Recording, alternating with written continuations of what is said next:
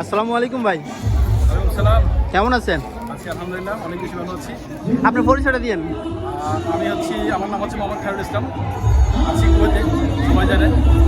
তো আজকে আমরা আসছি বাংলাদেশ এম্বাসি কুয়েতের আয়োজনে পয়লা বৈশাখ উদযাপন করা হচ্ছে।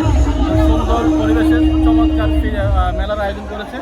এছাড়াও সাংস্কৃতিক অনুষ্ঠান চলছে। আমাদের অ্যাম্বাসেডর স্যার সবার উদ্দেশ্যে মাননীয় প্রধান উপদেষ্টার বাণী শুনিয়েছেন। এছাড়াও বাংলাদেশ কমিউনিটি থেকে পুরো কুয়েত প্রবাসী যারা আছে তাদের পরিবার বাচ্চাদেরকে নিয়ে আজকের এই প্রোগ্রামে এসেছে। তো সব কিছু মিলিয়ে আমাদের কাছে খুব ভালো লাগছে যে আসলে প্রবাসের মাটিতে আমাদের নিজের সংস্কৃতির সাথে আমরা পরিচিত হতে পারছি, আমাদের নিজের সংস্কৃতি আমরা এখানে উদযাপন করতে পারছি। তো এটা আমরা খুব প্রাউড ফিল করছি যে প্রবাসের থেকেও আমাদের সংস্কৃতিকে আমরা বলিনি কখনো, আমাদের সংস্কৃতি আমাদের ভিতরে জাগ্রত আছে। তো সবাইকে ধন্যবাদ, সবাই নিজের সংস্কৃতির সাথে থাকবেন।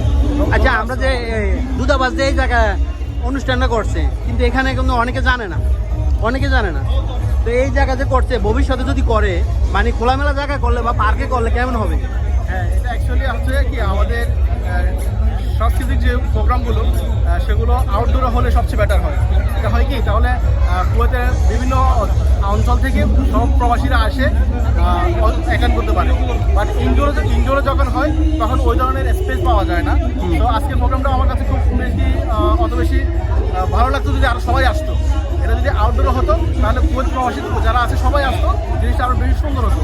তো আমি আশা করছি ভবিষ্যতে নিশ্চয়ই অবশ্যই বাংলাদেশ এম্বাসি এটা ডিসিশন নেবেন ভালো করে বিশাল আকারে, যাতে আমরা যারা কুয়েতে অবস্থান করছি আমরা সবাই আমাদের সাংস্কৃতিক প্রোগ্রামগুলোতে আমরা অ্যাটেন্ড করতে পারি।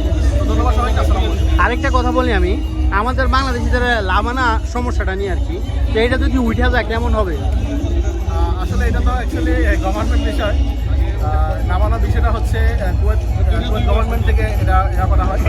তো আশা করছি আমাদের নামানো তো আসলে চালু হয়, মাঝে মাঝে বাংলাদেশিদের জন্য নামানো চালু হয়, আবার কিছু কিছু কারণে এটা আমাদের অফ রাখা হয়।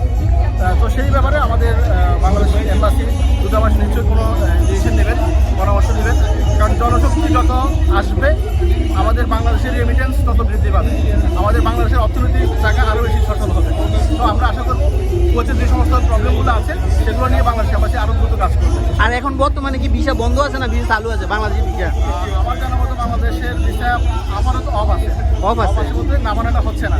এটা কোনো কারণে হয়তো আবার অফ হয়েছে, আবার ইনশাল্লাহ চালু হবে। না, অনেকে তো মনে করেন, আমার কমেন্ট করে ভাই ভিসা বের হচ্ছে না কেন, তো এই কারণে আপনারা জিজ্ঞেস করা, কারণ আপনি মোটামুটি অনেক পুরানো সিনিয়র পার্সন এবং কি আপনি সবার সাথে চলাফেরা খুবই ভালো, এবং কি আপনি অনলাইনে সোশ্যাল মিডিয়াতে আপনার অনেকগুলো অ্যাকাউন্ট আছে, টিকটক অ্যাকাউন্ট আছে, ইউটিউব অ্যাকাউন্ট আছে, ফেসবুক পেজ আছে, তো এই কারণে মানে আপনারা জিজ্ঞেস করা আর কি। মোটামুটি আপনার অভিজ্ঞতা ভালো আছে। আমি ওইভাবে যদি না বললে ভালো হয়। এগুলো হচ্ছে ইন্টারনাল একটা বিষয়। তো ভিসার সাথে যদিও আমি কখনো জড়িত না, তো ভিসা প্রক্রিয়াটা যেহেতু আমি পরিচিত জন থেকে শুনছি যে আপাতত অফ আছে, তো আশা করছি এটা চালু হবে, খুব শীঘ্রই চালু হয়ে যাবে। আর বিভিন্ন কারণে হয়তো এটা অফ হয়ে যায়, ইনশাল্লাহ চালু হবে আশা করছি। আর একটা প্রশ্ন করবো এখানে, এই যে মনে করেন কোম্পানিতে 8 লক্ষ টাকা দিয়ে যারা আসে আকুদুকুমা বিষয়, তো তাদেরকে কিছু বলবেন তাদের উদ্দেশ্যে?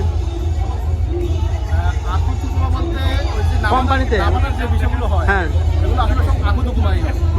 হ্যাঁ, নামানো হচ্ছে বিশেষ সংস্থা দিয়ে ভিসা বের করা, এটা হচ্ছে নামানো। অর্থাৎ নিজের সরকারি কোনো প্রক্রিয়া ছাড়া বিশেষ সংস্থার মাধ্যমে যে ভিসাগুলো বের হয় এগুলো হচ্ছে নামানা ভিসা বলা হয়। এটা আরবি একটা শব্দ। তো এই ভিসায় যারা আসে এগুলো সবগুলো কিন্তু আকুদ ভিসা। হ্যাঁ, আর আহালি ভিসা যেটা হচ্ছে, যেটা বাইরে দোকানে অথবা গাড়িতে আদার্স যে ভিসাগুলো হয় ওগুলো আহালি ভিসা হয় প্রাইভেট সেক্টরে। তো আসলে আমাদের বাংলাদেশের জন্য এটা একটা সমস্যা, আমরা যখন আকুদ ভিসায় আসি তখন আমরা অন্য কোথাও ট্রান্সফার হতে পারি না। এটা একমাত্র যে কোম্পানিতে আসে ওই কোম্পানির মালিক ছাড়া, ওই কোম্পানির মালিকের পারমিশন ছাড়া সে কোথাও প্রাইভেট সেক্টরে সে টাকা লাগাতে পারে না। তো এটা আমাদের জন্য আসলে হয়, যারা কোম্পানিতে আসে তারা আমরা সবাই আকুদ ভিসায় আসতে হয়। কারণ আমরা আসলে বাংলাদেশের প্রেক্ষাপটে, আমাদের অর্থনৈতিক প্রেক্ষাপটে, সামাজিক দায়বদ্ধতা থেকে আমাদেরকে আসতে হয়। তো অত কিছু আমাদের কাছে বাছাই করা হয় না, যেহেতু আমরা কখনো প্রবাসে আসি নাই, আমরা আকুদ কি বা আহালি কি সেটা জানি না। আমরা যখন চলে আসি, যখন এখানে আসার পরে 1 বছর 2 বছর যায়, তখন আমরা এটা জিনিসটা বুঝি। সো আহালি বিষয় আসতে ভালো, প্রাইভেট সেক্টর আসতে ভালো তো ভালো। আর যারা যদি নাই পারে কিছু করার নাই, আকুল দেশে আসতে হবে। পরবর্তীতে নিজের এক্সপিরিয়েন্স যদি হয়, আহালি কোনো বিষয় যদি পায়, তাহলে সে আহালি বিষয়ে আসলে তার লাইফ সেটেল হবে খুব সহজেই কুয়েতে। আর যারাই আসে বুঝে শুনে আসার জন্য বলবেন। হ্যাঁ, অবশ্যই যারা প্রবাসে আসবে, অবশ্যই আমি যেটা বলি, বারবারই বলি, আমি বিভিন্ন জায়গায় বলি যে নিজের স্কিল থাকতে হবে, আপনার দক্ষতা থাকতে হবে। আপনি যদি কিছু না কিছু কাজ যদি দক্ষতা অর্জন করে না আসেন, সেটা এখানে না, পৃথিবীর যে কোনো জায়গা যান, আপনার কাছে যদি দক্ষতা না থাকে, এক্সপিরিয়েন্স না থাকে, স্কিল না থাকে, আপনি কোথাও সাইন করতে পারবেন না। অবশ্যই প্রবাসে আসার আগে আপনার যে কোনো একটা স্কিল ডেভেলপ করে আসবেন, সেটা গাড়ির ড্রাইভিং হোক, রান্না বান্না হোক, সেটা চুল কাটা হোক, এনি স্কিল যদি আপনার থাকে, আপনি পৃথিবীর যে কোনো জায়গায় গিয়ে আপনি সাইন করতে পারবেন। মানে বর্তমান সময় উপযোগী হাতের যে কোনো কাজ শিখা, মানে সময়ের উপযোগী সব সময়, মানে এটা চাহিদা থাকে বেশি নাকি? জি জি, অবশ্যই। আপনাকে প্রবাসে আসতে হলে আপনার স্কিল থাকতে হবে, আপনার অভিজ্ঞতা থাকতে হবে, যে কোনো কাজ, যে কোনো একটা কাজে ডেভেলপ। কাজ কিন্তু কোনো ছোটো না। আপনি ভালো ড্রাইভিং করতে পারেন, সেটা আপনার জন্য এক্সপিরিয়েন্স, সেটা আপনার স্কিল। আপনি ভালো রান্না করতে পারেন, সেটা আপনার স্কিল। আপনি ভালো নাচতে পারেন, সেটা আপনার স্কিল। আপনি ভালো গাইতে পারেন, সেটা আপনার স্কিল। আপনাকে অবশ্যই আপনার স্কিল থাকতে হবে। মানে যার যেটা প্রতিভা থাকে, আর যেটা প্রতিভা, সেই প্রতিভা নিয়ে যদি আপনি স্কিল ডেভেলপ করেন, আপনি এরপরে প্রবাসে আসেন, পৃথিবীর যে কোনো প্রান্তে যান, আপনি সাইন করবেন ইনশাআল্লাহ। ধন্যবাদ। যাক, ভালোবাসা অবিরাম, সাফর সাই অল টাইম। আর আপনি যে তথ্যগুলো দিচ্ছেন কতটুকু সত্য? না, ওইভাবে তো আর বলা যাবে না সত্য। এগুলো দরকার, একজন প্রবাসী নিজের জীবনকে সাইন করতে হলে এগুলো দরকার আছে। ধন্যবাদ আপনাকে। ওকে, আল্লাহ হাফেজ। ওকে, থ্যাংক ইউ।